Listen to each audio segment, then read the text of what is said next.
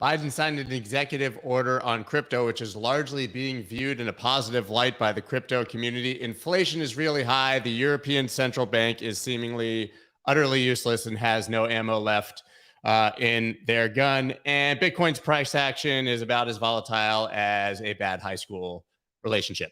I've got a huge panel of basically all CEOs and me. CEOs and me. It's going to be the title of my next book. Joining for our weekly Thursday roundtable, which is becoming my favorite hour and a half to 2 hours of the week. You guys don't want to miss it. Starting right now. Let's go. Let's go.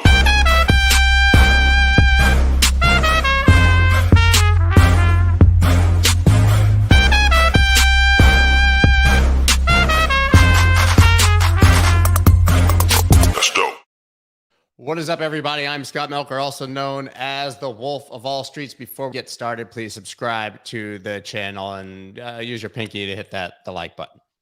I still feel stupid saying that every time, but I feel like you get kicked off YouTube if you don't tell people to like your video, and I don't want to go against the tide here and get banned. So, guys, as I said before, there's a lot to talk about today. We have not had a chance with the panel yet, obviously, to discuss Biden's executive order, although we have discussed it at length on the channel. Today, got a new inflation print.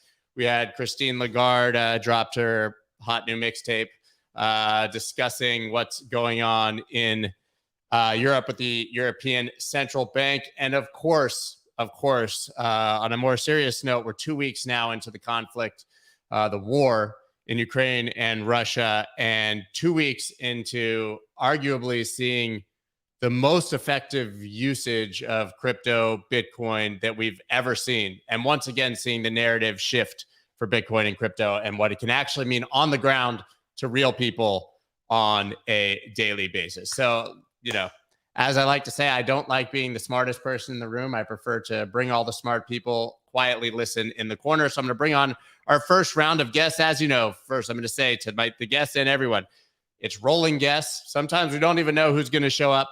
And this is not supposed to necessarily be a moderated panel by me. I will jump in when we want to switch some topics. But all of you guys, everyone, feel free to just talk amongst yourselves, of course. So to start, I think we have the names up. I'm going to make sure for some reason it turned off everyone's names. Oh, there they are.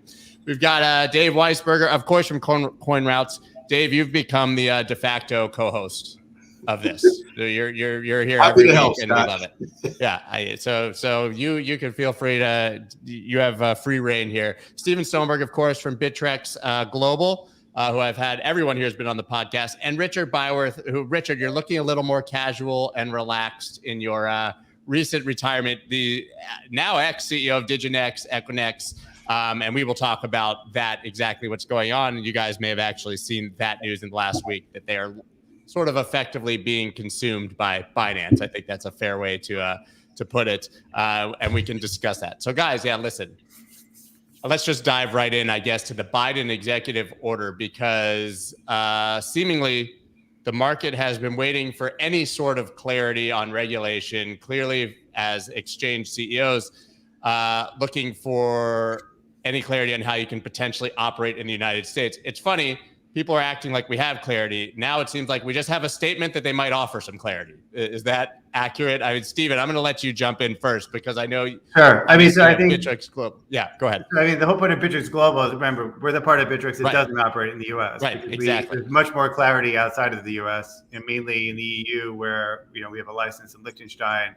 We also have a license in Bermuda. So we don't take any U.S. customers. Obviously, there is a part of Bittrex.com is a U.S. company. So, there are U.S. exchanges, but we've been shrinking our footprint in the U.S. because of this lack of regulation and clarity. We have all the money servicing licenses, but in terms of the product offering, it's getting smaller and smaller in our U.S. exchanges because we don't have the clarity. So all of our growth has been taking place offshore, where, again, we want regulation. The EU shockingly has more clear regulation than the U.S. So I think the Biden statement, I think the market's reacting. Yes, obviously crypto is here to stay now. So it's not like rat poison and you have to run away like some of the bank CEOs have been saying. So I think the market's clearly saying it's here to stay, but it's on TBD what that's going to mean. Yeah, Richard, what do you think? I mean, do you think that this gave us any more clarity, or is it just a statement of the obvious? To me, it was a statement of the obvious, right? I mean, there was never going to be a ban on crypto in the United States. Maybe they were going to make some sort of heavy-handed remark about sanctions, from the Elizabeth Warren camp or something. But we got exactly what I think we expected. Yeah, I think what you've effectively seen with that statement is a fast forwarding of FedCoin. They've made it clear that CBDCs are on the agenda, that they are going to be something that they're going to want to have within their remit and control. And that's going to become more and more important to central banks as other central banks move into that realm. Fed doesn't want to be left behind, and wants to be able to have the capacity to keep printing, and but also all the other things that come with that CBDC, and that's sort of the propensity to be able to hand out UBI as printing goes more extreme, but also the sinister things that come with that, and that sort of government control of how you spend your money and these sorts of things as well. So that was for me the concerning part. I mean, they never actually mentioned Bitcoin or the word decentralization, so I don't know how important either of those things are to them. But I would hope that that certainly that as you say, as we start to see this pan out, we get greater clarity on all that stuff. So is this all about a central bank digital currency? I mean, is that what this is really about? I think so. The way that I read it, it's the Fed just speeding things up. I'd like to, if I'm being optimistic, then it does actually pave the way for us to see, greater clarity around regulation, and then potentially a spot Bitcoin ETF, which is obviously something that the market's been waiting for what seems like an eternity now. But that's the optimistic tilt on things. I actually have a slightly different take. It's kind of interesting. I mean, maybe it's because of all the times I've spent in DC over the years with securities regulators, et cetera, on Capitol Hill with security traders and stuff like that. But I actually think there's a couple of very important nuggets in this. I don't disagree with you at all, Richard. Clearly, the intent when they started working on this EO was to push a CBDC. A CBDC right now in the United States is DOA, however. There's literally zero chance. And the reason is we can thank Justin Trudeau for this, and we can thank what's going on in Ukraine for this, in a sense of the way that people are making charitable donations. Once people started getting doxxed, and once it became clear that the government could take something digitally, all those who are in favor of cash, and cash is extremely politically popular in the United States, north of 75 to 80% of the people. Any politician who basically runs on a platform of promoting a CBDC with full control, they're done. I mean, maybe in some ridiculous jurisdictions where there's a single party and the single party is held by a politician, they can keep it. But you could see 2/3 of the House and Senate go to the other way if one party came out in favor of it right now. Now, maybe in a decade, people will forget this, but right now it's literally a zero chance. So I look at this as, remember, they started this before the last couple of months. This has been worked on for months and months and months. Yeah. So that's point one. Point two, they didn't mention Bitcoin, but there's an extremely important phraseology, which I call the passing of the FUD torch. The FUD of du jour. I mean, we started with China, but that's gone. Then they moved to the environmentalists. And, oh my God, look how much energy Bitcoin uses and all this other stuff and whatever. But if you read, I forgot which one of the points it is, specifically they want to research the impact of cryptocurrencies upon stabilizing grids and the ability to incentivize renewables. I think all of us feel that a fair treatment of that by people who actually research the project will immediately dispel that FUD. And I think that is enormously important because we keep hearing it. I mean, yeah, it's confined to the New York Times and the Guardian and other lefty rag sheets. But the reality of the situation is that we still hear it. This could end that once and for all. So then the second piece of FUD is how Bitcoin could be used to get around sanctions. And I think we all know, our friends at Chainalysis and Elliptic, and even the FBI will tell you, probably not the best way to using a public auditable blockchain to try to get around sanctions. If you're a billionaire or a government where what you're doing is big enough to be surveilled. So I think those two things are very important long game points, but it's completely understandable that the market looks at this and says, the old, rally on the news that they're not banning it, but then look at it and say, well, it doesn't really do anything. And so we're back to where we are. And it's like, yeah, we're in the middle of a trading range. But I think those are the two very important long-term points, which goes to my thesis, which is in the macro. The macro news has been all positive for crypto for the last month. I mean, insanely positive if you really start thinking about it. But there's all sorts of micro news and hedging and risk off behaviors, which, are keeping us in a trading range. So that's the way I look at it. Yeah, I'd just add to that. I think if you look at where Bitcoin's trading compared to where it was at the beginning of this Russia-Ukraine crisis and the risk off that we've seen across broad markets, I mean, it's been pretty resilient, actually. And I think that's indicative to your point, Dave, about the underlying fundamentals that we're seeing flow through at the moment. It's just remarkable. I mean, every single day, there's new fundamental news flow that's just adding to the value prop of Bitcoin. I agree. The macro, powerful right now. The macro story is the story right now. And I think, again, we're going to see a lot of volatility and long-term extremely bullish from a macro standpoint. You'll see vol and, there could be down trading in the short run and in a trading range. But I think, the key takeaway from the Biden announcement, it's not what he said, because I agree, he didn't say anything. But the fact that they're saying something, that it's here to stay. And, clearly, obviously the situation is terrible in Ukraine. But again, it's just macro helping the use cases of crypto, and it's just showing the use case of it. I think it's all very positive tailwinds longer term for crypto. Yeah, I'll take it a step further and say the very fact that the president of the United States has to make an executive order on crypto should say everything that we need to know. Yeah, absolutely. I always make this joke. That definitely was not on my bingo card for 2021 or 2022. If you had asked me in 2019, right? I didn't think that we would be even close to this. So doesn't that say everything you need to know? Yeah, absolutely. Yeah. Especially given what else is going on. I mean, think about, it's not exactly a quiet, uneventful time in history right now. And he's being forced in the middle of all of that, record inflation, gas prices. I mean, the truckers encircling Washington, D.C., Ukraine. Oh, and then now we have to make an announcement about cryptocurrency. Interesting timing. I think the hand was forced. I think you're totally right. Yeah, I agree. And listen, I mean, as obviously CEOs of you guys, probably more than anyone see the flow of crypto right now. So is there any veracity at all to it can be used to circumvent sanctions? Wouldn't you see some of that in real time on exchanges if that was the case, or at least see certain volume profiles in certain places or?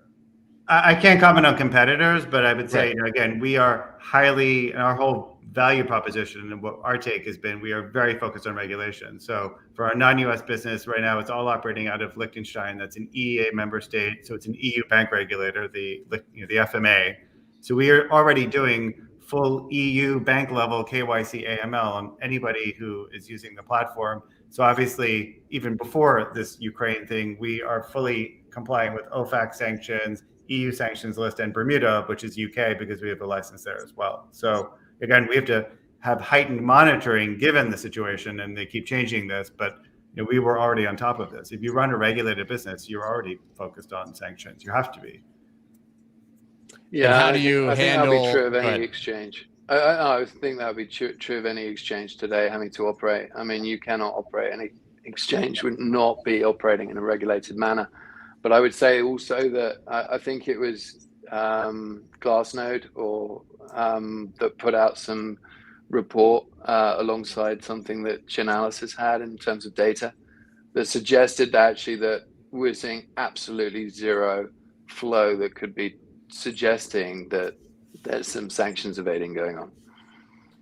So then why do we even get that narrative? Is it literally just another in the series of endless FUD that's not true? Because I'm not a conspiracy theorist, right? But it feels like we get these same recycled. But Bitcoin is evil, so it has to be. It's Bitcoin's fault. You don't have to be a conspiracy theorist. It's funny. I tweeted this morning. It's kind of funny, but the fact is, if your entire goal is political power, and your path to political power is government control over the economy and over individuals, then Bitcoin is literally anathema to you.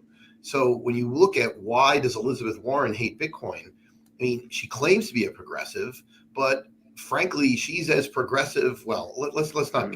I'm not going to go down Ryan Selkis's or otherwise than a 2-bit idiots rabbit hole. Although he and I agree under the core, I think he's willing to be a little bit more ad hominem than me. But the reality is she wants power.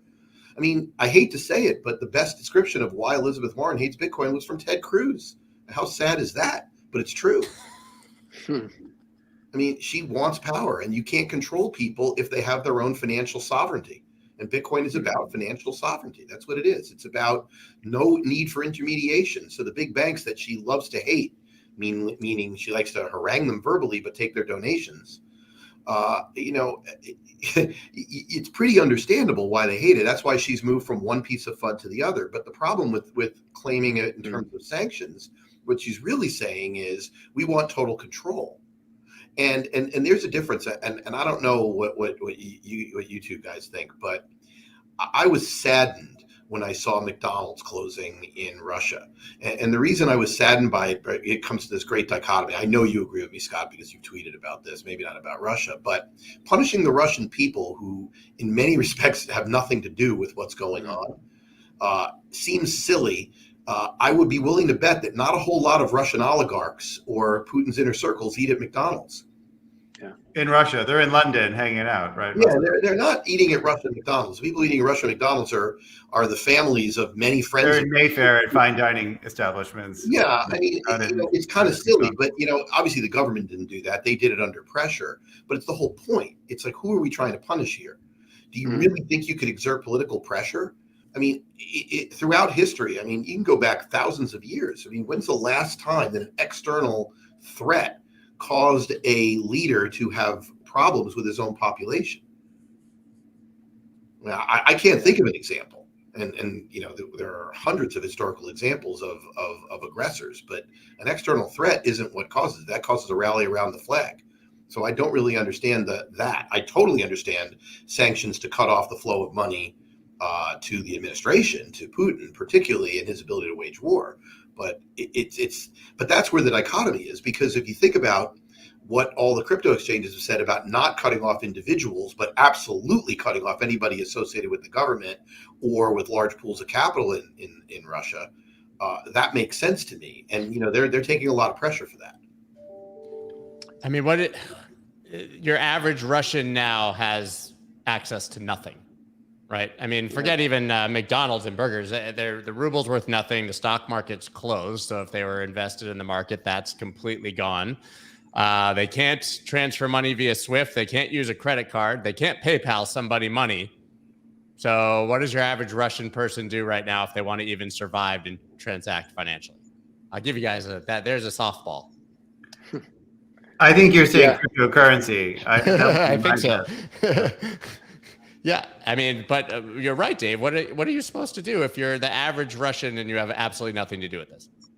Right, and I think that is the one piece of the question is crypto a method for the average Russian to survive?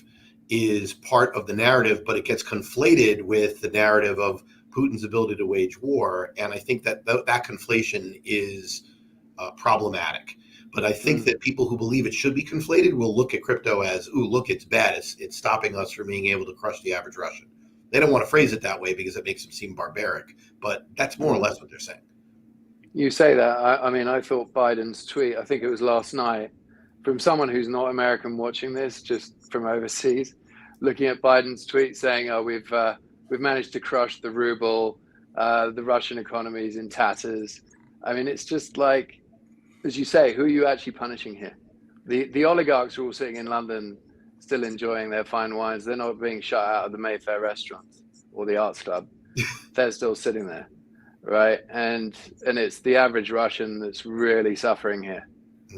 So I don't know what's trying to be achieved. But just coming back to your point about Senator Warren, I think, when you've got someone that's that fixed on overall control, it has to be a red flag.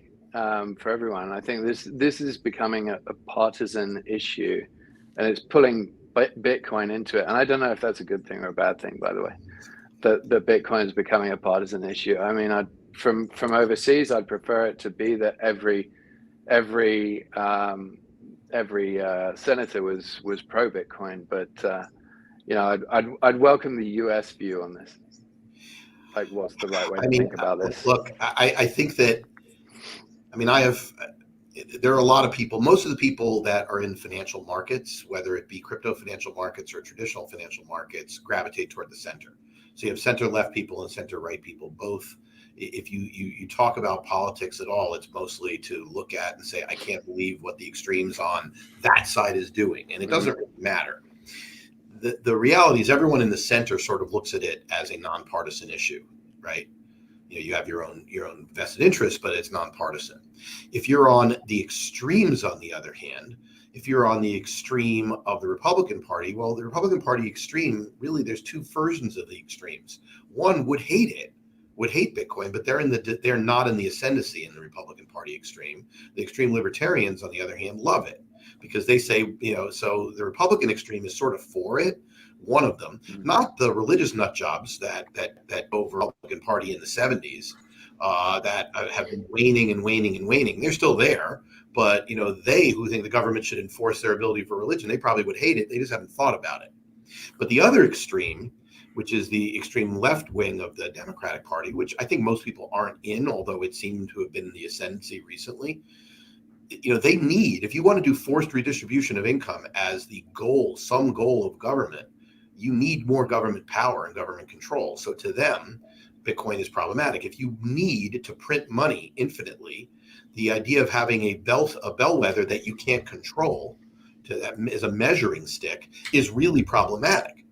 Now, Bitcoin isn't that bellwether yet. And so one can cynically say this is sort of people saying, you know, the old saw, if you could name that horrible dictator in their grave, would you do so as a baby before they've done anything bad?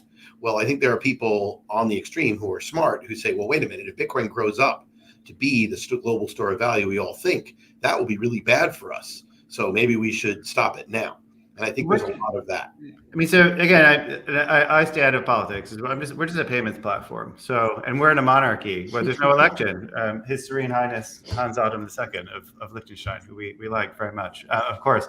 But again, it's EU law that's being interpreted in Liechtenstein. But in all seriousness, but I think, you know, at the end of the day, if the U.S., I mean, the real story here is if the U.S. decides to do silly things around crypto, which they've been for years now, well, then the market will just be outside of the U.S. The thing is, there's multiple jurisdictions, multiple financial regulators. To forget cryptocurrencies, there was something called Euro markets, which happened in the 60s under Kennedy, which is why London became a financial center, because they imposed crazy taxes on bond trading in the U.S. Great, every single bank, including J.P. Morgan, Goldman, they all set up London offices. The market just moved offshore, and they still made money out of it outside of the U.S. So you can comply with the rules. So the markets are free. So I think the real issue is, where is this business going to take place? Does the U.S. wish to be part of it, or just be behind the curve and eventually play catch up, which they're doing now? I mean, that's the real story. Yeah, I don't think, Richard, it is definitely becoming partisan, in my opinion. But like, I've been I try to stay out of politics, but I track it pretty closely. And actually, I think it's exactly what Dave said. I think once again, we get this sort of polarized far left, far right, and we know their strong opinions. But the closer that you get to the middle, we start to see people on both sides of the aisle having reasonable support. I had a Congressman Ro Khanna he's actually a congressman from Silicon Valley. But I had him on the show. He's a Democrat. He wrote a book basically about how fintech and crypto can help the world, and is very much in support. So I think that, like I said, when you're sort of near the middle and people are reasonable, maybe there are those who say, hey, privacy and a little bit of freedom are a good thing, right? On both sides. But I do agree that, like everything else, optically, certainly from the outside, it probably looks like now it's just, Republicans good, Democrats bad. Yeah, I mean, but we have to give credit where credit is due. I mean, like, even on the not so centrist left, Ron Wyden of Oregon is very, very clearly a proponent of Bitcoin, and that's very significant in my mind. I mean, look, we all agree. I think most people in the industry hate the notion of it being partisan. I think most of us would rather keep our politics personally and not talk about it, right? The literal only issue that I ever try to talk about politically ever is economic freedom. There are so many other issues that are important to people that really have no place, in professional platforms, and we try to stay away from them. But becoming partisan is problematic, and that's why primaries. There are some primaries going on in the United States over the next, basically between now and June, that could be very, very telling within parties where Bitcoin is and crypto is an issue. Like the most famous one being Erica Rhodes and Brad Sherman in California. But, it is a big deal, right? Because, nobody in the community wants it to be partisan, and we all think it shouldn't be. Yeah, I mean, Brad Sherman. That guy's a unicorn. He's for everyone, he's the Cobra Coin, Mongoose Coin guy who was made famous by his complete spewing nonsense. But I mean, there are certain people who just have to go, I think, regardless. And he's probably one of them. But I guess the question then becomes, is Bitcoin now a big enough issue that it's going to actually affect elections, right? You're talking about the primaries in the next couple months, and maybe we'll have a few voters. But we theoretically have 40, 60 million people in the United States who are passionate about crypto. I don't know if they care enough to vote on it, but can this start to actually move elections in the future? Well, I mean, I don't know. What I will say that if there's a movie called Wag the Dog where, people were having trouble with an election and they generated a war. That is clearly not the case here. But the question is distraction. If crypto is seen as a way out of inflation and what's happening to individuals, then it will certainly become an issue. If it is seen as a distraction or irrelevant, and people are just focusing on the issues that are affecting them on a day-to-day basis, and make no mistake, gas prices more or less getting close to doubling is having a very severe impact on a lot of people. Right. They can't afford to go out and buy a Tesla like the you can't get one if you can't afford to buy it. By the way, I've been waiting for one for 15 months. So right, you can't even get this. There's not even enough lithium on planet Earth to make enough batteries for all this stuff, let alone the environmental impact of that. I mean, that's the real, but that's a whole other topic. But yes, I mean, I agree. Inflation is a huge problem. I think, and I read a statistic today that, and again, Mark, I'm not focused on the U.S. per se, but just as a person, economics interest, yes, 16% said of the U.S. population's trading Bitcoin or in cryptocurrencies. I don't know if that's accurate. I think it's not big enough that it's actually going to have the kind of impact that'll move elections right now. And I think there's bigger issues. But at some point, I agree. If you follow Dave and Richard, what they were saying, that the government wants to control you, and if this becomes big enough where they can't control you, I agree that'll become an issue. I mean, it'll be, I don't know, unclear how it will play out, but I think it's too soon personally. Let's talk about it in a couple of months when we start seeing the races take shape. Yeah, still too early. Yeah, I mean, we're talking about inflation and gas prices. Today was the new CPI print, right? If you believe the numbers, because apparently every month they get to decide how they're going to calculate the numbers. Exactly, to make it they're understated, right? So I guess we could debate whether the numbers are accurate or not for days, and I don't know, but 7.9%, highest in 40 years, and every month it's the highest in 40 years, right? What does this mean for your average person? I guess let's specifically, what effect should this have on crypto? Well, I mean, the effect that we saw when it started first rearing its head was the natural reaction that everybody's like, okay, the Fed's going to have to raise rates, or at least start to make noises about raising rates. So you're going to start to see crypto pulling back. But the bigger problem that you've got, obviously, is that the underlying economy is not necessarily following at the same rate of the price increases, which is, as we all are aware, is the result of massive monetary printing. So this is the issue that they're up against. We're basically looking at the beginning of stagflation. But what stagflation itself means for Bitcoin is a tough one to play, because the central banks are always in a corner. They don't know what they can necessarily do. They have to make the noises as if they're going to raise rates, and then hopefully not have to raise rates. So I think, I don't know what the dots are suggesting now, but I think last time I looked, it was something like 5 or 4 implied rate rises in 2022. And It feels Yeah, like we're they've walking raised back from on that already. incredibly negative to only slightly less incredibly negative real interest rates. Mm. I Yeah, mean, exactly. that's the bottom line. I mean, look, I'm the only one here, I think, that was old enough. I was in college when Volcker did what he did. It happened during while I was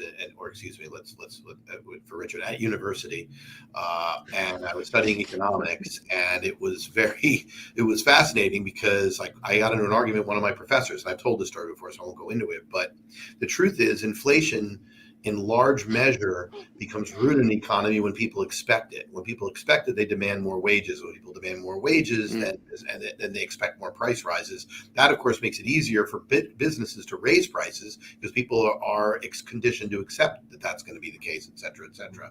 And the Federal Reserve, to break that, needs to do something with regard to price of capital in the economy, but they can't afford to. They literally can't afford to because government deficits are so large. I mean, throughout the G7, I mean, what is, if you take unfunded liabilities, what's the median debt to GDP in the G7? I'm not even sure, but I think it's around 150%, somewhere in that neighborhood. The U.S. Sounds about right. Yeah. When rates were raised in the 70s by Volcker, the government debt was 30 some odd percent. I mean, that's a very big difference. And so they can afford to talk about it. You nailed it, Richard. It's exactly right.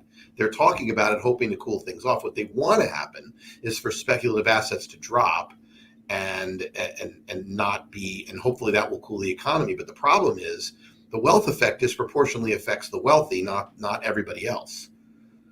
And we've all seen it. The reason you've had so much wealth inequality over the last 30 years is because we've had disproportionate impact of inflation onto asset prices as opposed to everything else. Well, if that reverses, that's interesting. The question is, can you really engineer asset prices dropping, faster than, or you really want is consumer prices to drop? I mean, it's an interesting conundrum, is the bottom line. I mean, people use the word trapped for a reason. It's hard. It's a hard problem. Yeah, but I think with Volcker print, and I was younger than you at the time, but I do remember getting lots of bonds for my bar mitzvah. They were all like 15 and 16%, right? So that you had 17% interest rate. I don't think anyone's remembering this stuff now. And with gas lines, all this stuff, it's like deja vu, right, from one's childhood. So I think the difference is, though, the amount of debt outstanding when Volcker raised interest rates under Reagan, and then in 1980, and then you had like massive rate. They can't do that now because they can't afford to make the interest payment. So that tool's gone. It's like you can talk about it all you want. It's just a bluff because they can't do it. So I think at the end of the day, given that we're here to talk about crypto, I think at some point everyone's going to wake up and realize, wow, this thing Bitcoin has a fixed supply, or there's this other way of trading a new asset class that still regulated and supervised, but it trades 24/7. You can express different economic views that when markets are just broken, then I think it's going to accelerate people's adoption of crypto and blockchain in general. So I think, which will frustrate a lot of politicians, but even if they can control it in the US, you can't control every other country on earth. And people will vote with their feet. The market will move somewhere. There's too much money. Then the banks will scream. So eventually things all settle down. So I don't think you can really control anything until there's one government of planet Earth, and that's not, I don't think that's happening anytime soon. Yeah, but I mean, we hang on the words of the central bank and we wait for Jerome Powell to say, we're going to go up 0.25 or 0.5, and it's all a big dog and pony show, right? You talk about if 5 is priced in and he says 4, well, that's good news. Right. And so then you just call Goldman and say, hey, could you guys price in 7 so we can do 6 and the market looks good? So why does any of this matter at this point? Right. Like, I mean, why does it even matter when we all know that it's completely fake?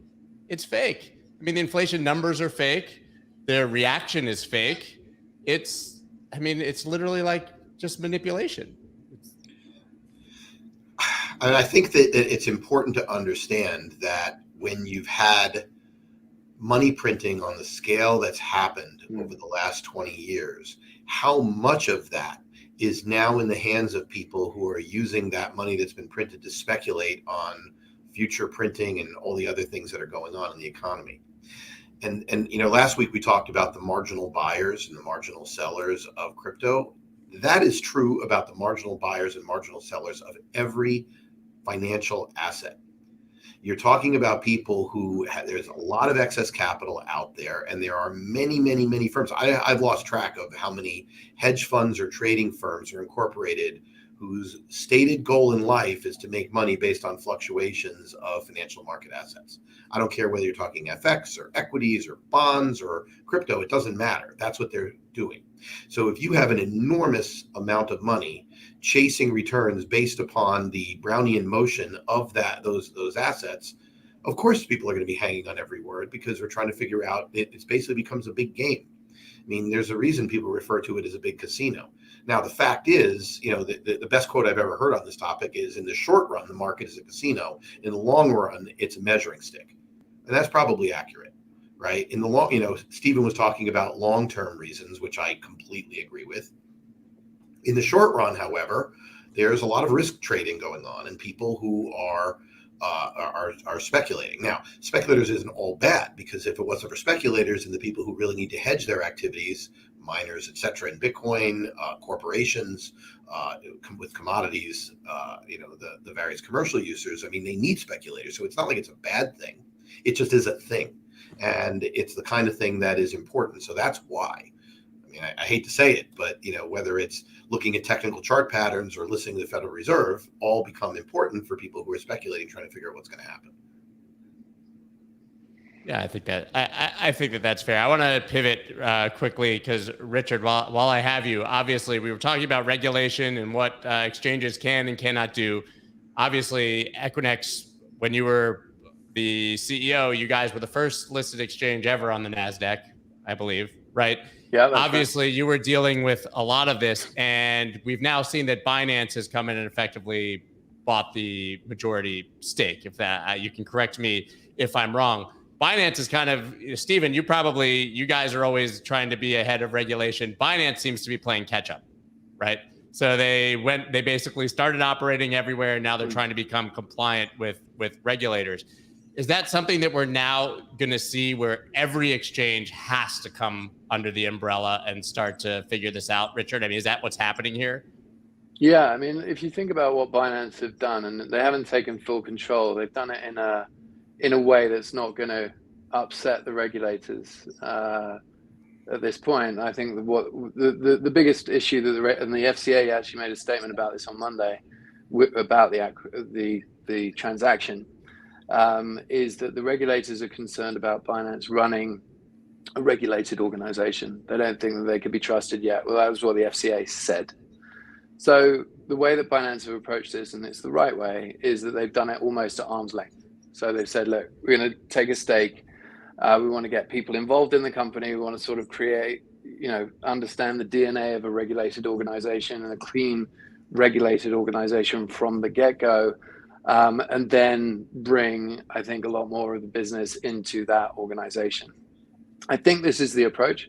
I've not been with the company now for 3 months, so I think that I've tried to stay away from the discussions, even though I was obviously aware of them when I stepped out. But I think, it's a smart move by Binance. It's the way that they get into, as you say, catching up with everybody that's approached things the right way, even though they've got the first mover advantage, essentially. Perfect. Stephen, is that how you see it? Obviously, you've taken approach. My general policy is I can't possibly comment on competitors. I would say if the regulator is saying you can't buy it because, what is that saying? I think that says a lot, right? And if they have to do it at arm's length, I think one can read into that what one can read, and without having to really comment on it. Yeah, I think the regulator, the way that they made that comment was, it was our initial estimation that was our position on Binance, and obviously we're not comfortable with them taking a full control of DigiVault, which is the key entity. So the FCA, the United Kingdom, is not comfortable with them buying a regulated entity. I think that's and so can they do anything about it? Can they do anything about it? Isn't it? It says it all for itself, doesn't it? Yeah, but I think that allows, the point is that it allows them time to get into but what is that implying? That they're not ready to run a regulated? I guess the question is, what does that mean for the rest of their global business if they're the largest exchange and they're not able to buy a small regulated entity? I guess I'm not understanding Yeah, I think the point is here is that they're not changing anything, right? They're keeping the team as it is, and therefore the team that's worked with the FCA to get. I'm not questioning the business they bought. I'm saying, what does that say about the business that they're running, which is the globalist largest exchange? If it's not qualified to run a regulated business, what is the implication there? I mean, you can exactly. You can One infer what you like. comment on a competitor. So I think, again, without saying anything, I think what the FCA has said is that it all. I mean, we're running a regulated business in 2 jurisdictions. We wouldn't. That would be a huge red flag for us. I mean, again, we pride ourselves on being welcomed by banks. That banks take us on as client, and not every crypto exchange can have banking relationships.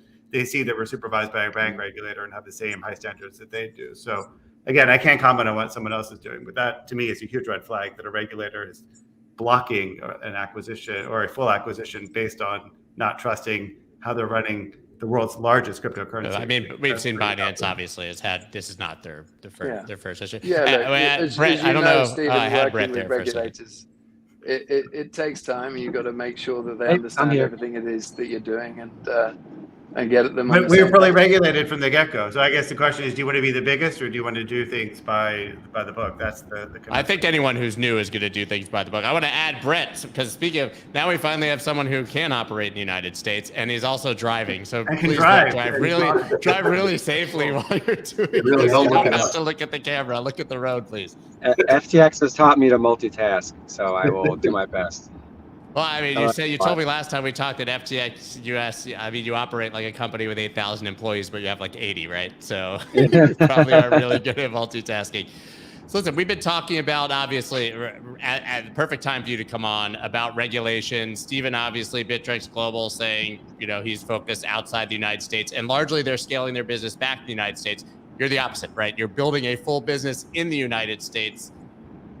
I guess with Biden's executive order, what you're expecting there, do you believe that you have a clearer path now to operate that's going to get easier, or do you believe that things may become more challenging? Yeah, I expect in terms of legislation for things to remain probably the same for a while. I think there's been a lot of proposals put forth for bills that would be comprehensive in terms of establishing clearer regulatory guidelines in the U.S., but it'll be some time before any of those see the light of day in terms of passing. I think the most likely thing we're going to see in the short term, if anything, is clarity over stablecoins and whether or not the U.S. pursues a CBDC, which I'm guessing they're likely not to. It's probably not the most important thing for the government to pursue. But probably is important is for them to pursue, faster payments through the Fed, which you don't necessarily need Web3 to do that, right?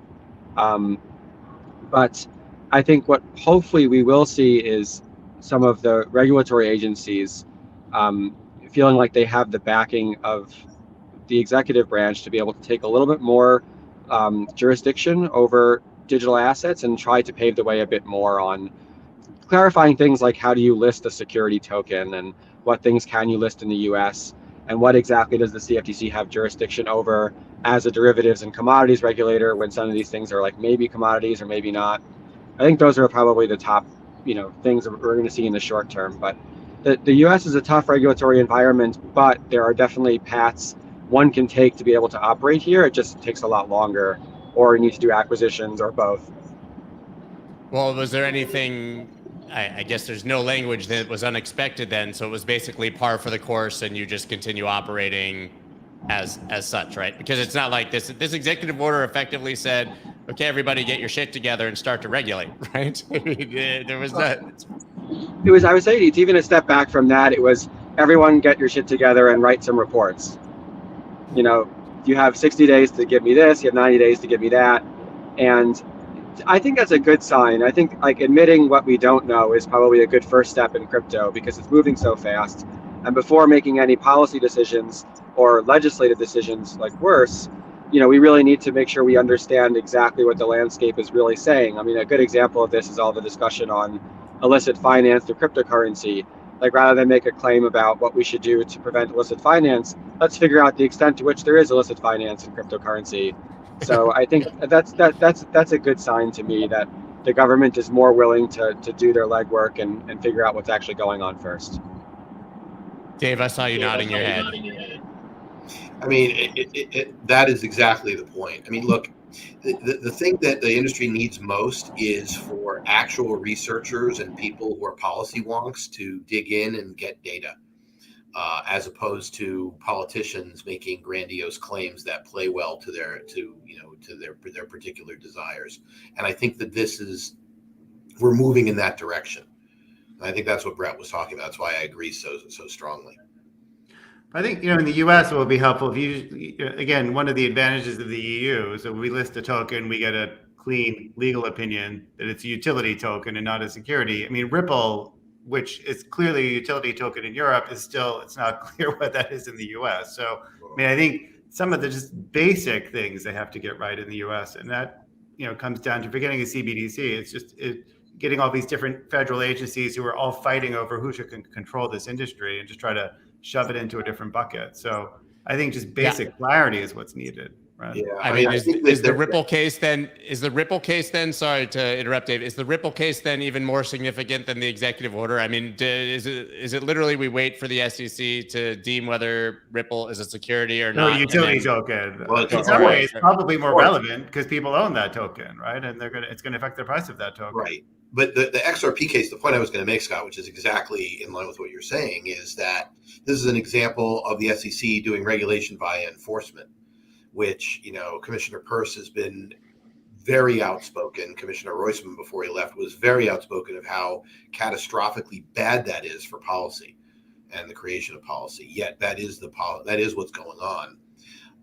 This case is very important because if the SEC gets their head handed to them, then perhaps it will stop the policy. It's like, okay, maybe we shouldn't do this because it embarrasses us and it makes them into a political liability.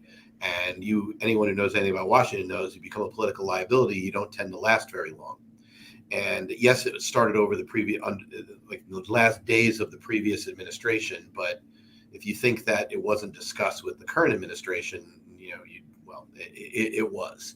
And I think when you look from a practical standpoint, you have a lot of really interesting, crypto projects that are out there. And if they're in that gray area, they're not sure if they're going to be treated like Ripple. They're just going to move offshore. They'll list offshore and they'll probably set their projects up offshore. That's right. I think it's just driving, again, so it's not so much that we're scaling back Bittrex. We're just not growing it because a lot of these tokens can't be listed in the US. So but why should we penalize our non-US clients, and especially when we're under very nice EU regulation, which is... Yeah, I think it's very clear that, listen, if, like Dave, you said, if Ripple wins, right, the SEC probably licks their wounds and backs off a little bit. But if the SEC now, and Stephen just described what I would probably say is the gray area, right? You're waiting to see what happens, so you're not going to grow. What happens, though, if the SEC wins? Do they see that as a way to sweepingly deem everything a security and then it's over? I mean, the most likely scenario is neither side wins 100%, but that's the way it actually works in the real world. Face saving. You're right. A complete SEC win would be very, very bad for large swaths of the crypto market that are trading on all the large exchanges, Bittrex included, in the United States. Yeah. I think that the likelihood of that is certainly the market is not pricing in the likelihood of that. We'll just leave it that way. But it is a very important case, and for that reason. And there's multiple aspects of it, right? There's the personal aspects of Brad and the other senior executives vis-a-vis how is it trading now versus how does it affect exchanges, et cetera. So it's I'm not an attorney. There are lots of them who are looking at this and spending a lot of time, and the number of FOIA requests and other email requests and everything that's going out to, in terms of evidential discovery is significant. So the point is, it is a big deal, but it's a big deal precisely because there is no regulation, because there's no clarity. Yeah.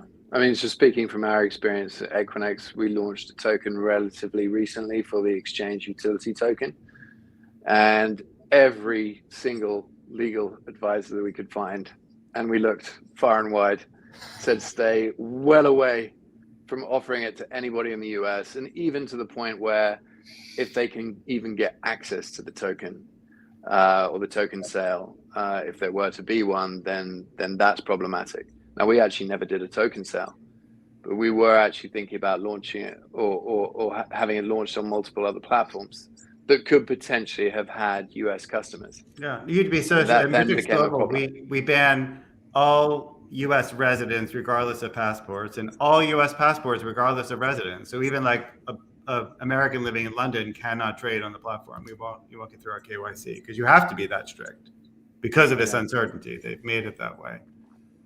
Land of the free, home of the brave, right? Essentially, Americans are getting cut out, or I mean, I'm sure the VCs aren't, but you know, your average American is getting cut out of every new coin coming to market.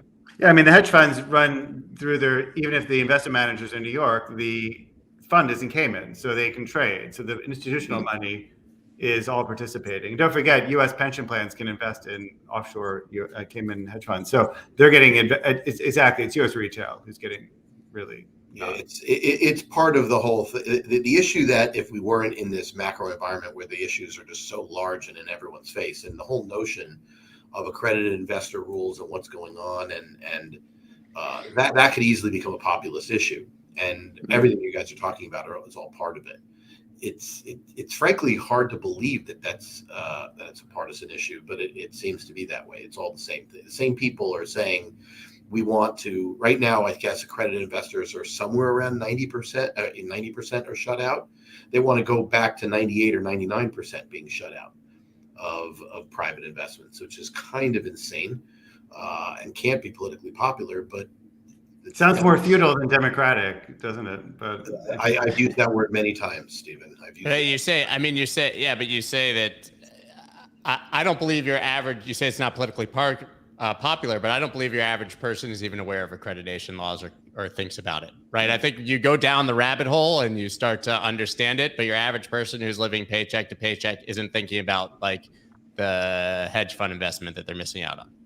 No, but since this is also doom and gloom, I was gonna say one positive thing, outside of the US, one of the things you've really seen is with crypto has been as an access tool, especially for like economically underprivileged people, a lot of third world countries where crypto adoption's been the highest, in places like Nigeria, and you see in El Salvador. So I think just as they're trying to shut out Americans, the most developed place, you're seeing this very democratic thing happening in countries where they don't have any other way of accessing the financial services. So, I think you really have to look at it on a global level. Obviously, the U.S. is a barometer. U.S. law is important, and people are going to look to that. But what's to say that the U.S. should take the lead in financial services law? That's only been a post sort of 1920s construct anyway. It's a very short period in history.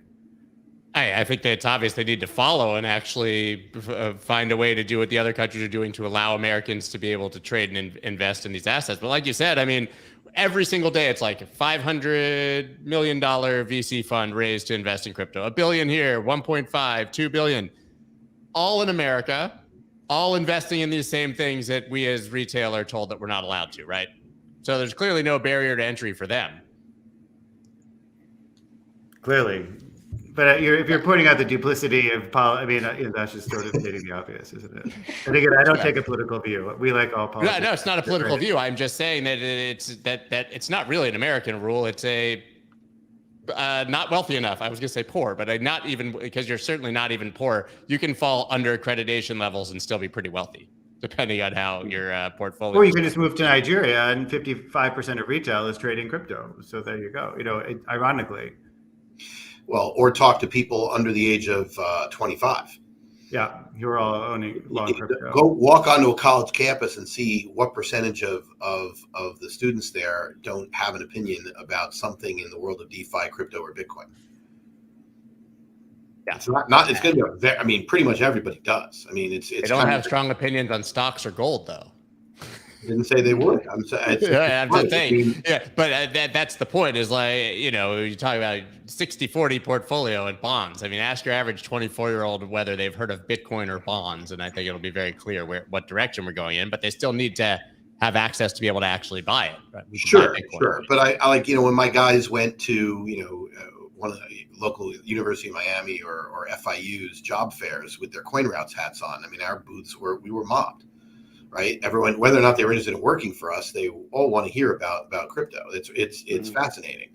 Now, that's a leading indicator. It doesn't speak to politics today, but it is certainly instructive of why it's become a political issue. You said it at the top, right, Scott? It's like, how interesting is it in the middle of a war, of raging inflation, of all this other stuff, that an executive order on crypto, was a major focus? Well, that's why, because over the age of 18, you can vote. And the 18 to 25 cohort really care about this stuff.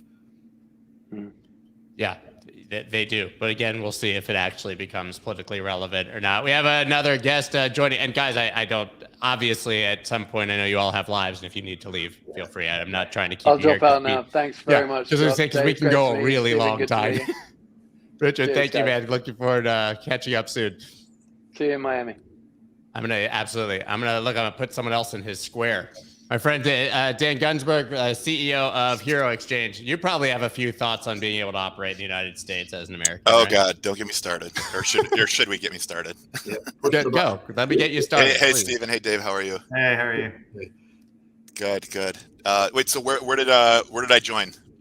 Yeah, right in that conversation. Basically, at this point, we were kind of doing the angry about accredited investor laws, and retail can't invest and VC can. But I mean, you operate an exchange, you live in the United States, you have a token.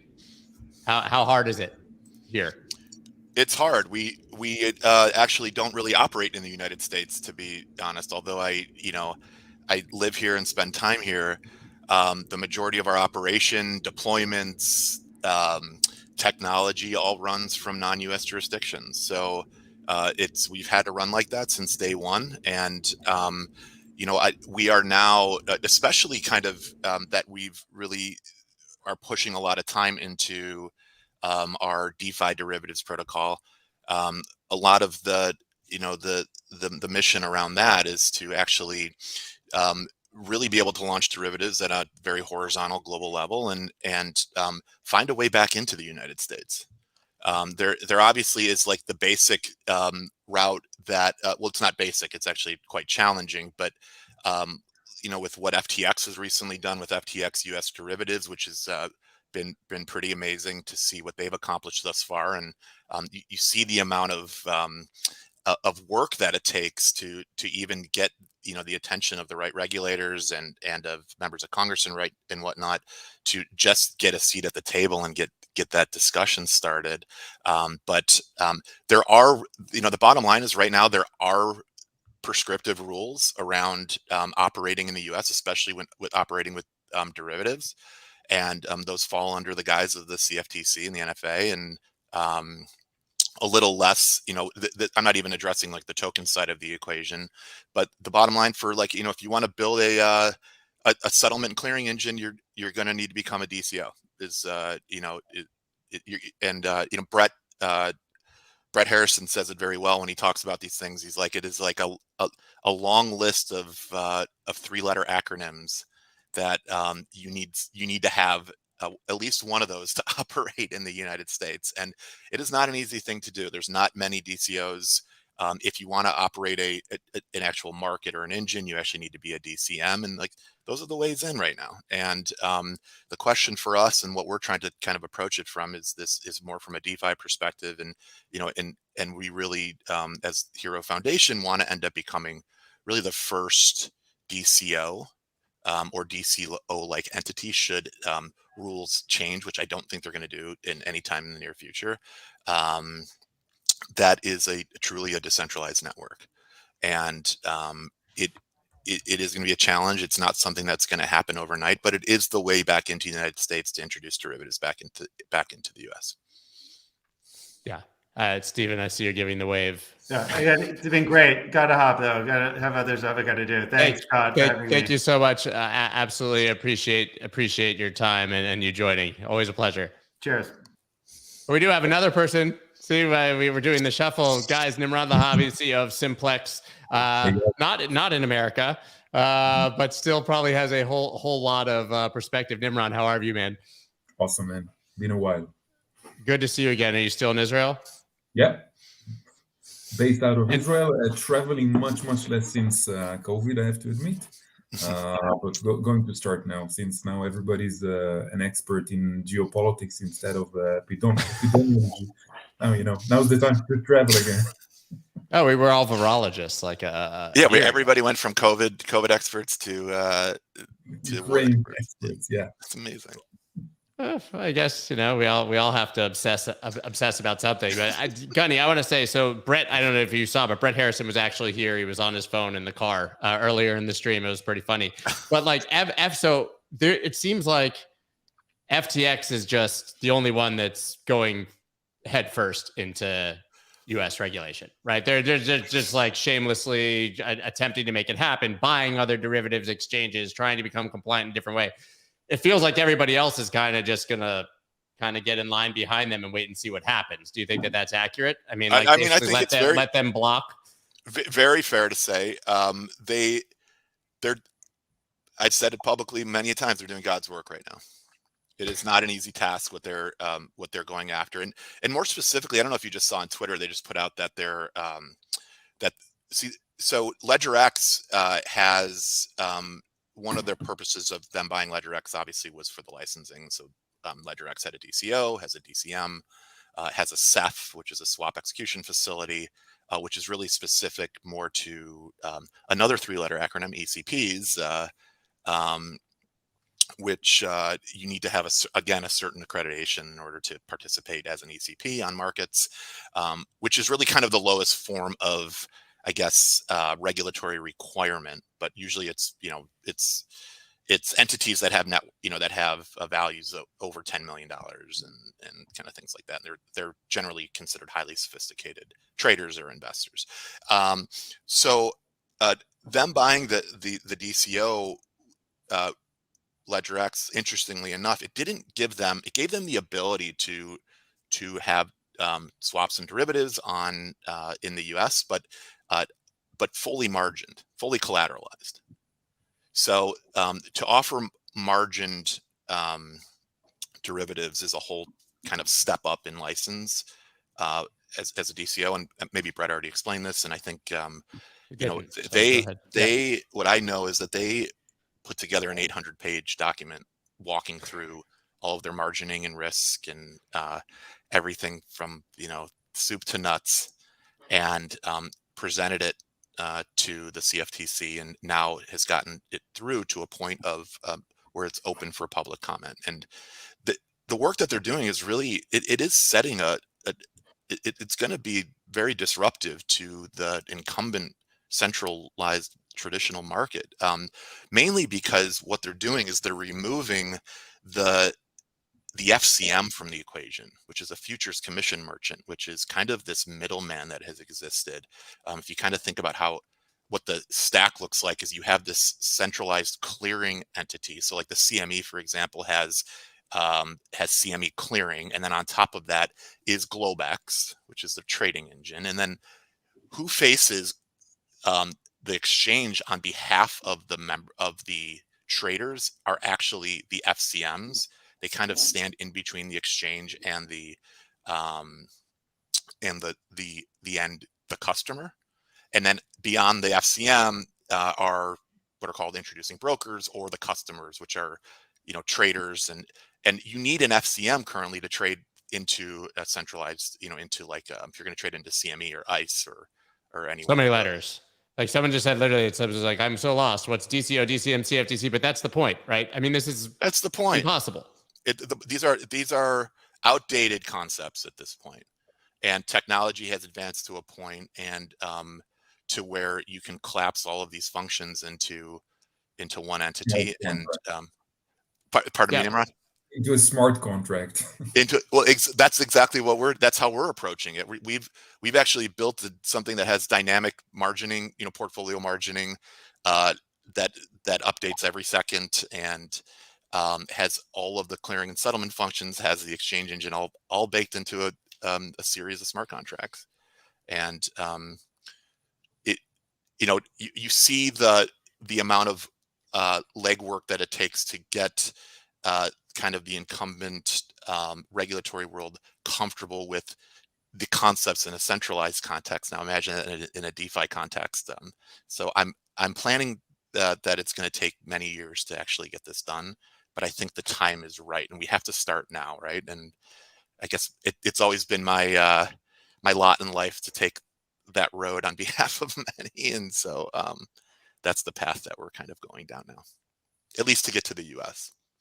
But this is going to apply to other jurisdictions right? too. I mean, but Simplex, Nimrod, you guys are a licensed financial institution, right? You allow buying. It's not derivatives, but you allow buying and selling crypto and payments.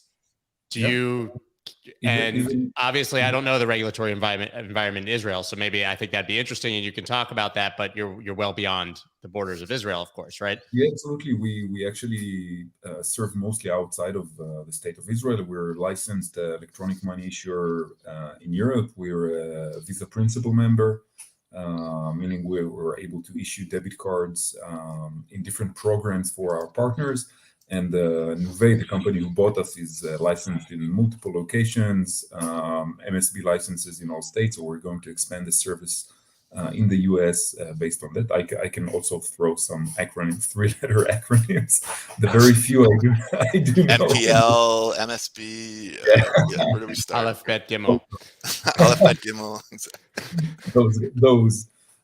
But yeah, I think that, at the end of the day, it's always the same narrative. It's us pushing, like all of us crypto guys pushing, pushing the old institutions to understanding and that there's a new way to do stuff. Basically, the reason we started this whole thing like a decade ago is exactly that there's a simpler way for things to work. It doesn't have to take 2 months to settle a $1 billion transaction and involve hundreds of people and thousands of chopped trees in paper trail.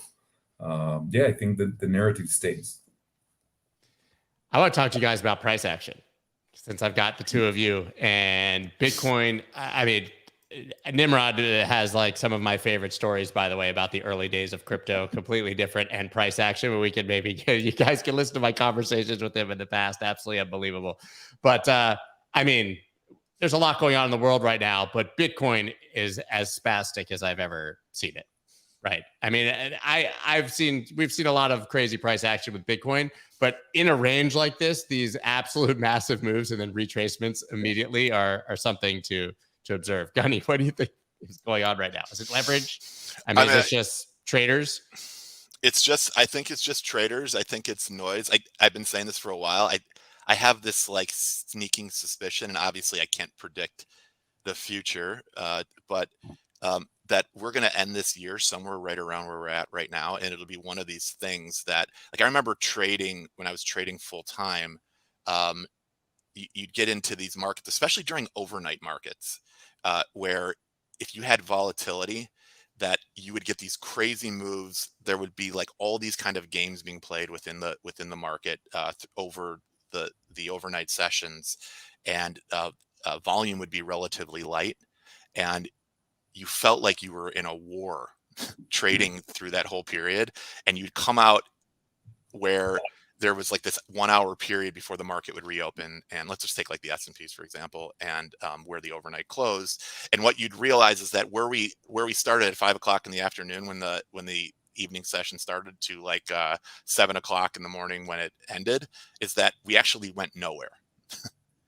And it kind of feels like that right now. There is like definitely this push pull, but like kind of a widening of what is considered value because of just geopolitical events happening, because of inflation, because of speculation around how the Fed is going to be positioned going forward, given what's going on geopolitically. And so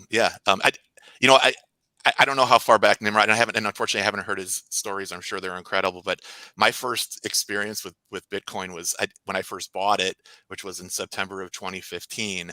And I remember buying it. I started buying it at like $220, and I thought I was a genius because I bought it, and then it went up to like right up to like 900, and I was like, oh my God, this is like so God's gift to the world. And and I was coming out of trading traditional, Nimrod can beat you in traditional finance, where it was like we were now down to like a 10 vol, and it went from like So it went from like 200 to 900, and this was amazing. I woke up the next day and it was at like $400.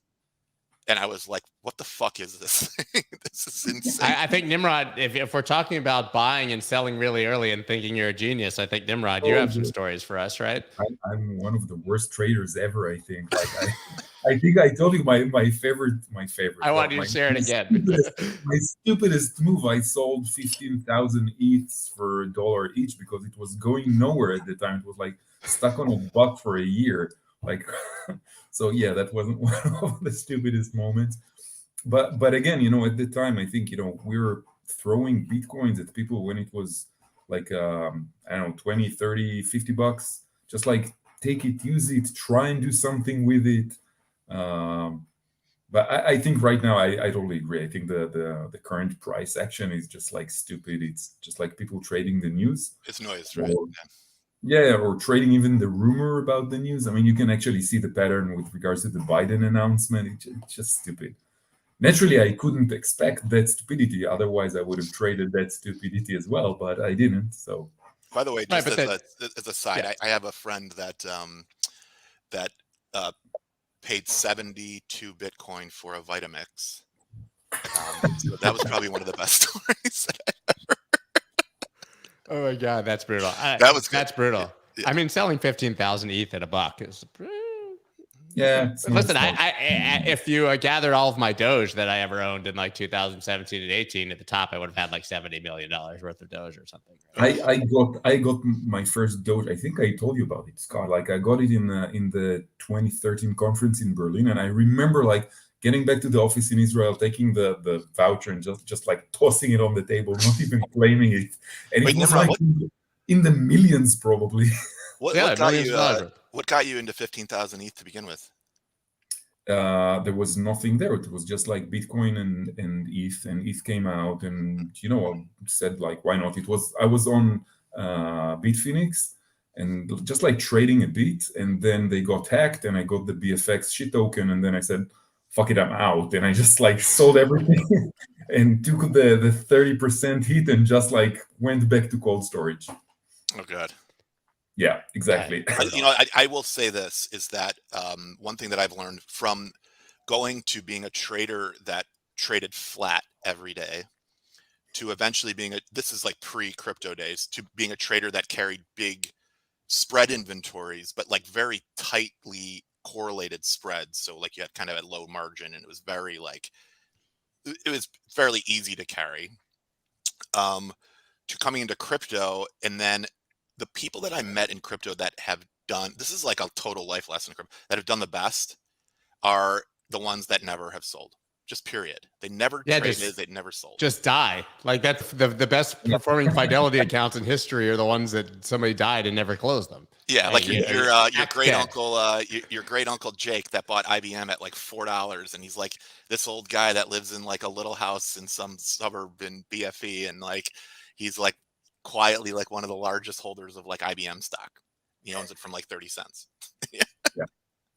But that, I mean, those are the people who have performed the best. But the thing that always makes me laugh is when people talk about how lucky everyone was that they were early, right? But luck has nothing to do with it, because you have to think about Nimrod, exactly, all the times that you had the opportunity to panic and sell, or to just think that you'd made enough and to sell it. If you bought Bitcoin in 2010, 11, 12, and you're still holding it, you literally have God tier, like balls of diamonds.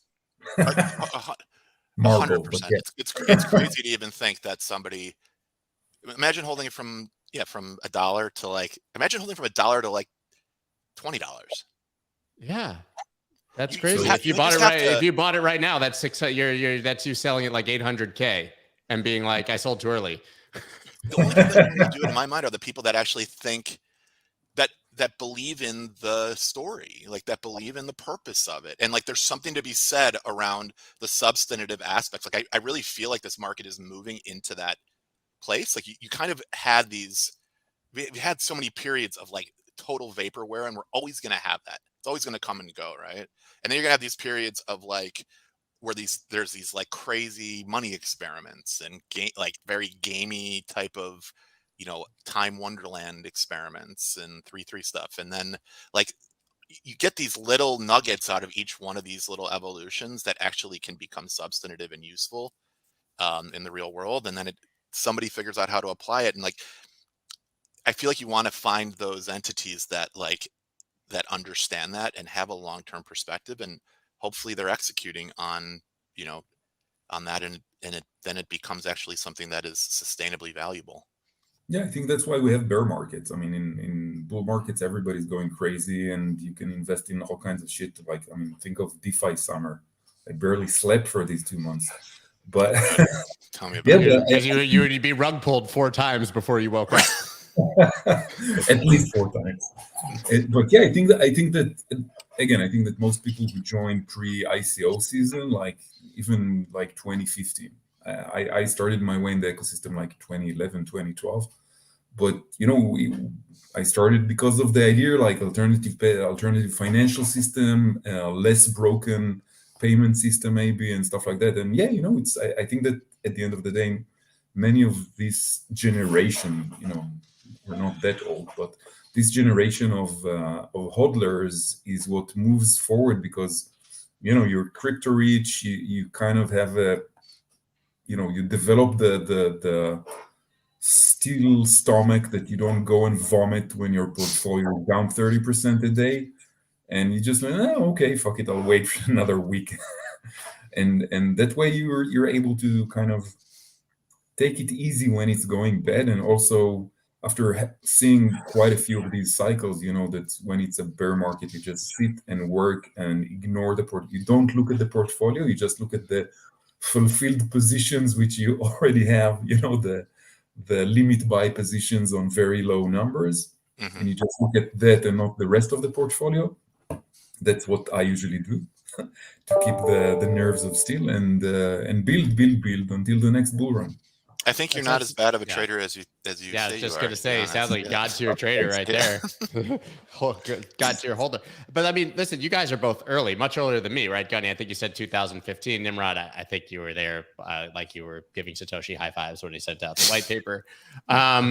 So are you surprised at how far it's come in the last couple of years, zooming out? Because if you were there from that early, we had all these narratives, but they were wrong, right? In 2017, institutions are here. Yeah, bullshit. Like Tesla was buying Bitcoin and putting it on their ledger, right? We didn't even have the infrastructure for it to be this big.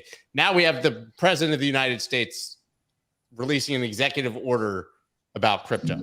But it's kind of BS. I mean, if you look at the order, it's all big words like let's. The order's BS. I'm talking about the very fact that he had to do it, that crypto has come far enough that the president of the United States is literally talking about it. Yeah, I'm super enthusiastic about it. When it was, Obama, he could have still invested less than $1 billion and just shut the whole thing down with a 51% attack. Now I think it's a bit beyond that. So I am very happy with that. But I don't think, I just had this discussion in an Israeli conference and we discussed about regulation in Israel. And I told someone, we need to wait until the regulators, my oldest son is 19 and he got some of his allowance in Bitcoin and he's like trading and stuff like that. When his generation is the one writing the regulation, the guy who are actually Shiba Army, when they are going to write the actual regulation, that's going to be the change. Because now it's not going to change, by a bunch of gray-haired geezers who are mostly trying to make noises as if they're up to date with technology. They're not. They're still kind of old generation trying to oppose. And again, it's not like I'm not such a libertarian. I don't think that it should all go to shit and just have no banks, no governments, and all that crap. I don't believe in that. I think that if just the pressure from the technology and the progress of the technology and the potential of the technology will pressure the existing systems, just like the evolution with voice over IP. You didn't really need to everything, to just move and just like the pressure changed it enough for prices to drop like, 3-4 orders of magnitude. That would be enough for me. I don't need to everything, blockchain doesn't solve fucking everything. It solves very specific things.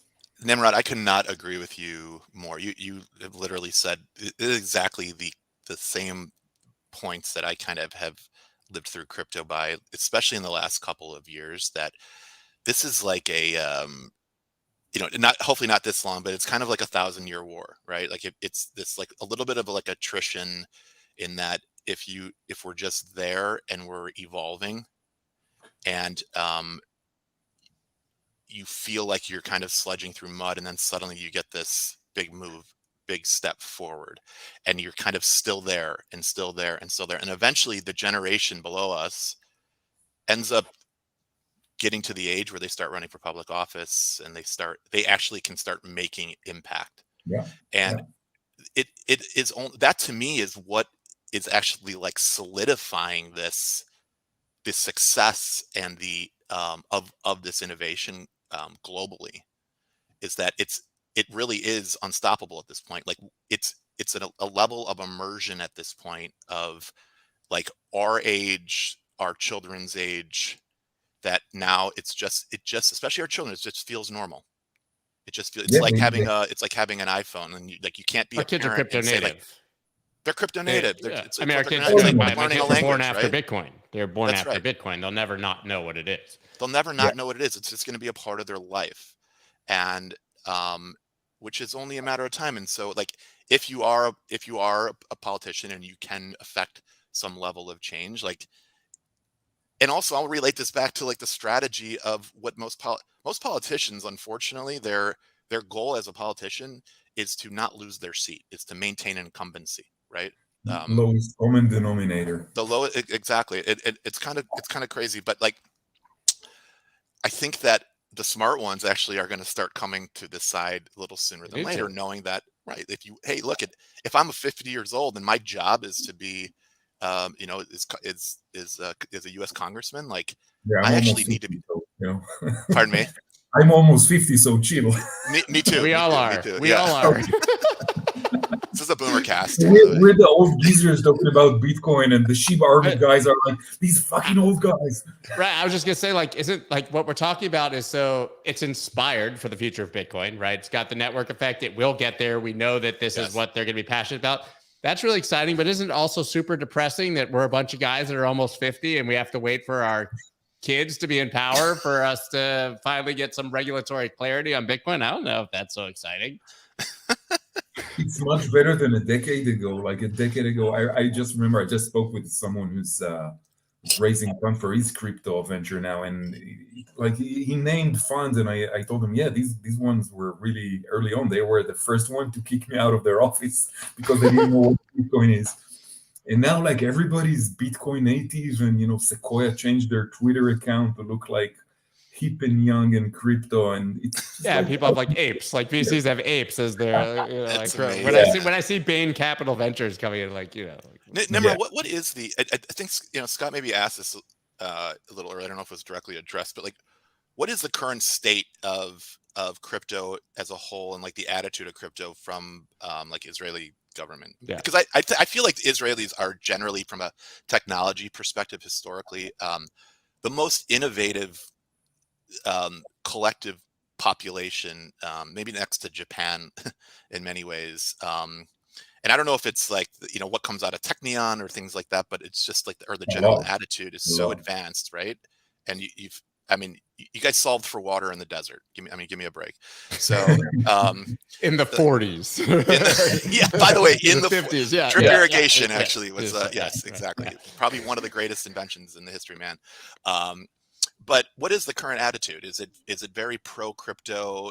Do they talk publicly anti crypto, but really beneath the surface they're a lot easier about it? Like, what is the attitude right now?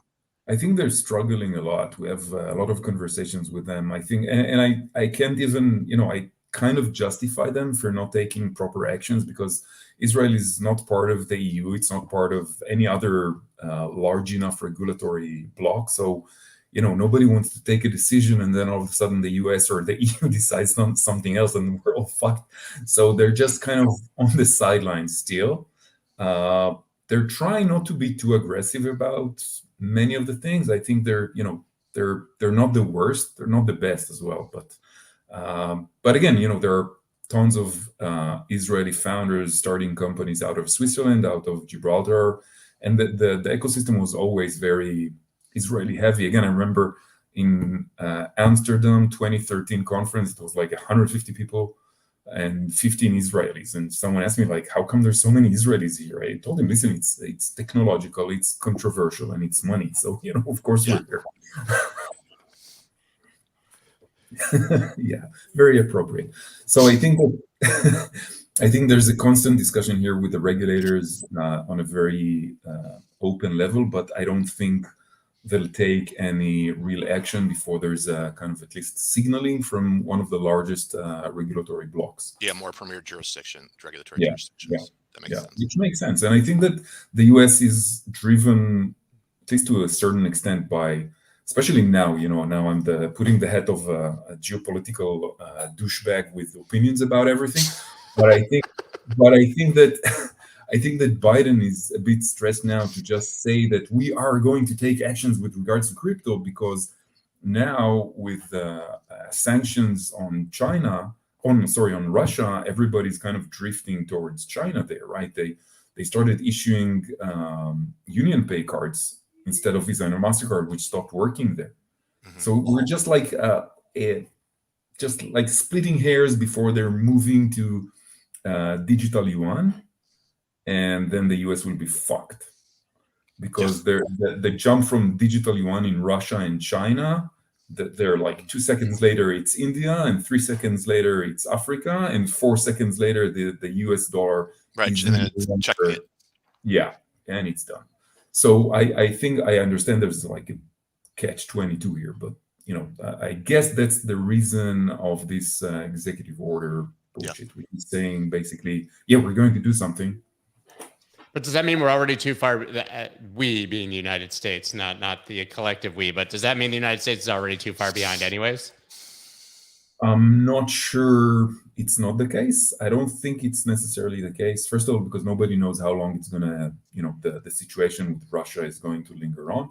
I'm sure Russia doesn't want to start, being completely dependent in China, for sure.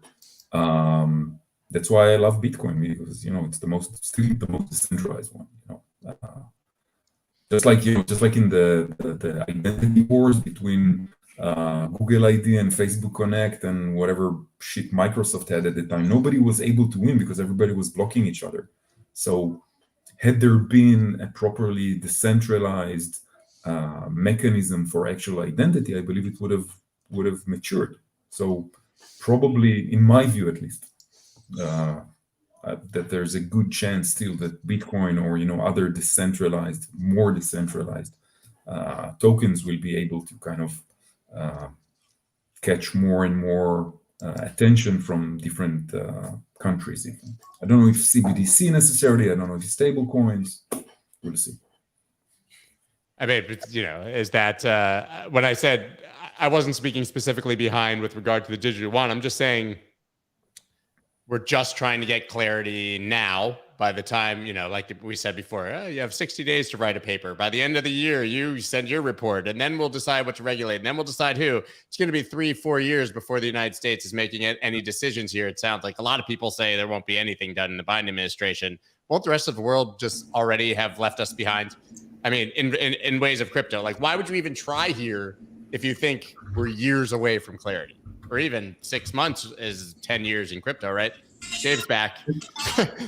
As long as they're not taking any action to stop anyone from doing everything, as long as there's no complete ban on an activity, I think that DeFi flourishes in the States. I think that NFT is still the biggest legitimate market of NFTs is the States. I'm not talking about money laundering, but like actual art purchases is in the States. I don't think it's a market like completely detached from the rest of the world. Yes, I agree that the retail market is definitely here. I mean, a lot of Bored Apes in the United States. I'm retail. Simplex does retail. I know the institutions are super happy, but somebody needs to. Will somebody please take care of the children? So retail. Yeah, but you can't take care of the children in the United States. Where all the children are blocked. Depending from what? Again, at the end of the day, Simplex supports regular retail purchases of the largest variety of cryptocurrencies, tokens, whatever. We support currently around 130, and we support more on, almost one each day is being added now. Because, we want to make it possible for everyone to buy everything they want. I can understand why the regulator is more concerned with more sophisticated, trading vehicles. Like leverage trading is very problematic if you don't know what you're doing. Naturally, you'll get fucked. And so, I understand the concerns there. I definitely understand the concerns around DeFi. I don't think it should be, red tape that bad, because right now the entry is so difficult into DeFi that in order for you to lose some money, you need to know what you're doing. That's exactly why I didn't care what's going on in DeFi summer. If you got rug pulled, it means that you understood, you were sophisticated enough to take the 15 actions that they took to get into the problem. You had to work hard to get rug pulled. You had to get knowledge. You're not just like some grandma from Omaha, Nebraska who came in and threw her cash into DeFi to get that. I put my life savings in YAM and it went bust. Yeah, no. Oftentimes I think that's why I think that's partially why the opportunity was there as well. Like, the people that were heavily involved in DeFi summer are, like, you call them the apes or whatever we want to call them. They were really like test pilots, and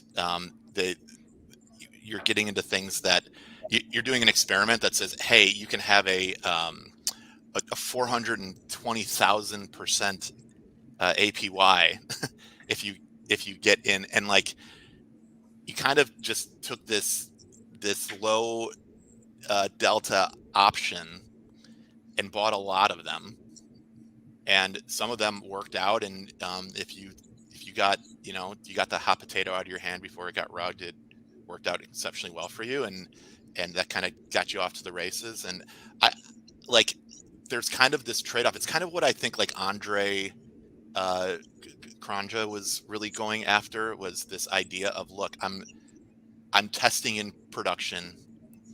There's nothing that I'm doing that is getting audited. You will very well possibly lose all your money in this, but if you're willing to try it, like, he looked at it as like, look, this is a laboratory right now, and we're doing experiments. And I think there's a corner of crypto, like, it's almost like a skunk works in a way, that it's like a public skunk works that we kind of have culturally accepted. Like, I don't operate there. Hxro doesn't operate there. You guys definitely don't operate there. Like, we're trying to really stand, as are many of you, like, stand at that intersection of crypto and the rest of the world. For us, it's like intersection of DeFi and TradFi. For Simplex, it's crypto to a very wide spectrum of the rest of the world. That's kind of, there's like a place for all of it. I don't see how I think that kind of way in front of the tip of the spear experimentation world, it's always going to exist in this, like, kind of, I want to call it a dark market, because it's not. It's just like this kind of corner of crypto that it's going to be very hard to regulate. It'll be a lot of anonymous. You never even saw them try. That's the thing. I was just going to say, like, DeFi summer, you didn't hear Elizabeth Warren screaming about how how some avatar on Twitter had gotten rug pulled on a 400,000% right? APR. Yeah, it's just not right. I think that the most important thing to keep in mind from their perspective, the regulator's perspective, is, and there's a nefarious part to it and a not nefarious part, is there's not a whole lot of difference between the expectation of VCs, where they may invest in 20 companies, hope for one, with 10,000% returns or 100,000% returns, knowing several are going to go completely bankrupt, and Spray and pray.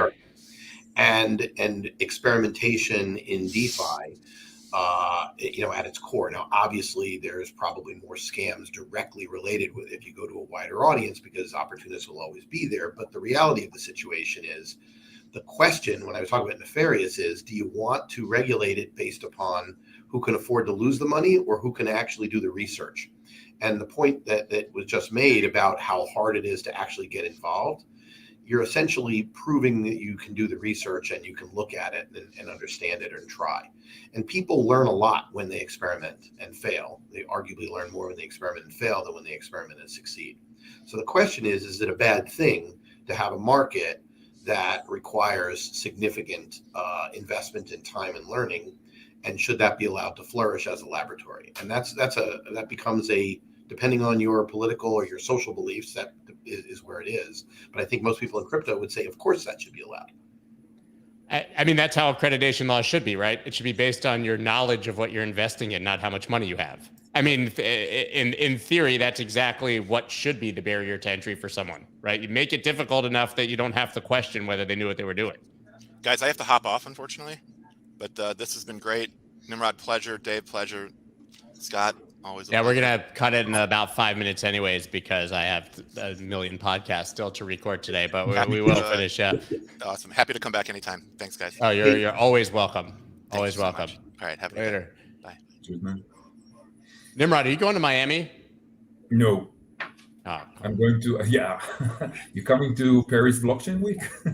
I don't have plans for Paris, but I'm doing the Miami Bitcoin conference. And I think basically everyone who's been on today, I think offline has been like, "You going to Miami, man?"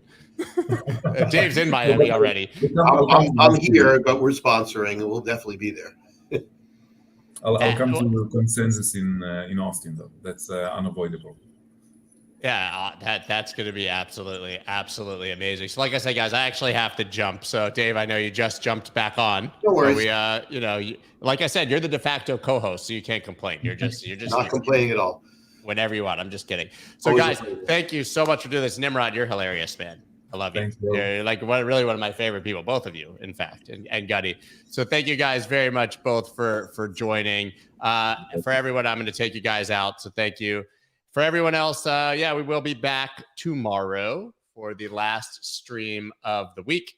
Don't know yet. I know we have guests scheduled and I can't remember. So look for Twitter on who we have. You'd imagine it gets kind of jumbled when you do this. I don't know, like all day, every single day, apparently. Like I said, I have now after this, I have 3 podcasts to record today, 2 for myself and 1 for someone else. So I'm going to go ahead and try to save my voice and my brain. I hope you guys enjoyed this. I love these roundtables. I feel like I learned so much. It's hard to just sit by and shut up and listen to smarter people talk, but it's a very, very valuable exercise and something that I hope you're all getting something out of. I will see you all tomorrow, 10 a.m. Eastern Standard Time. Peace. That's dope.